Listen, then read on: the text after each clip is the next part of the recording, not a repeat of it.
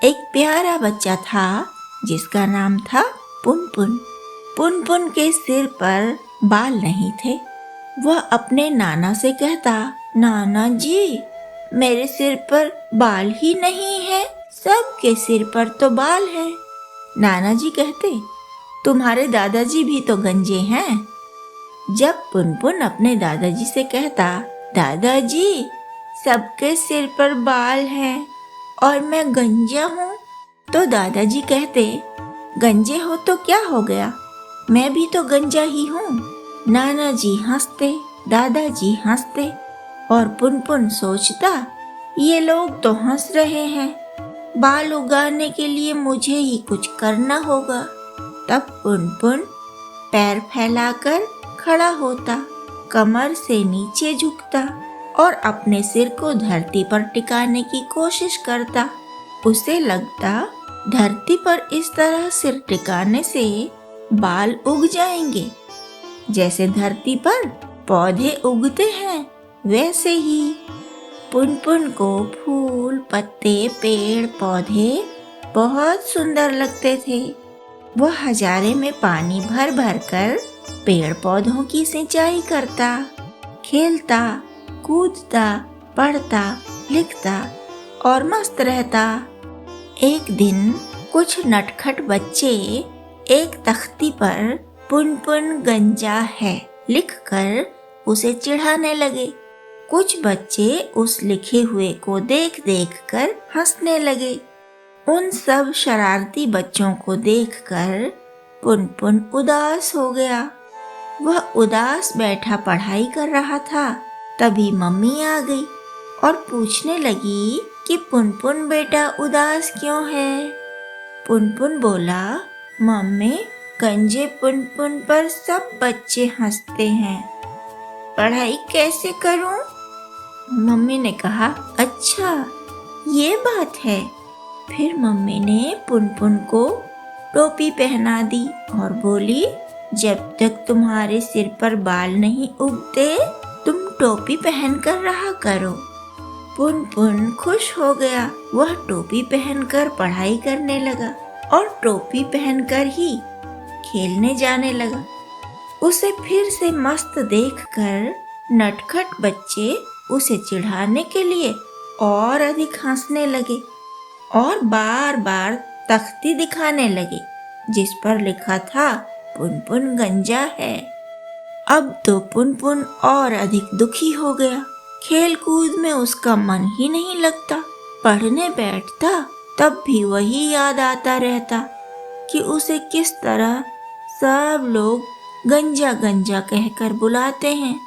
पढ़ाई में मन लगाने के लिए वह टोपी पहनता। मम्मी की बात याद आ जाती ना उसे कि जब तक बाल नहीं उगते टोपी पहनकर रहा करो। कुछ समय तो वह टोपी पहनकर मस्त रहता, खेलता, कूदता, लेकिन गंदे बच्चे उसे चिढ़ाने के लिए फिर आ जाया करते। इस तरह बेचारे पुनपुन का दुख और भी गहरा हो गया। एक दिन वह बगीचे की तरफ घूमने निकल गया। वहां उसे एक बच्चा दिखाई दिया जिसके कपड़े उसके नाप से बहुत बड़े थे। पुनपुन ने कहा, तुम्हारे कपड़े ऐसे क्यों हैं और तुम इतने उदास क्यों हो? बच्चे ने कहा, कपड़े ऐसे हैं इसीलिए तो उदास हूँ। मेरी माँ दूसरे के घर बर्तन मांजती है, वे लोग अपने पुराने कपड़े दे देते हैं, मुझे वही पहनने पड़ते हैं। नए कपड़ों के लिए पैसे ही नहीं है ना, इसीलिए। पुनपुन आगे बढ़ते हुए सोच रहा था, मेरे पास तो कितने अच्छे अच्छे कपड़े हैं। थोड़ा आगे बढ़ा तो उसे फूलों की ओट में बैठकर रोता हुआ एक लड़का दिखाई दिया।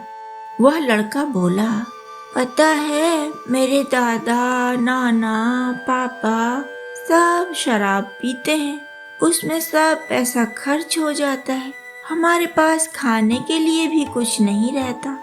पुनपुन ने सोचा, उसके नाना, दादा, पापा सब कितने अच्छे हैं। पुनपुन आगे बढ़ा तो उसने देखा बकरियों के बाड़े के पास बैठी एक लड़की रो रही है। पुनपुन ने उससे रोने का कारण पूछा तो वह बोली, मैं दिन भर बकरी चराती हूँ, पर मुझे उसका दूध कभी चखने को नहीं मिला। मेरे भाई बहनों को भी नहीं।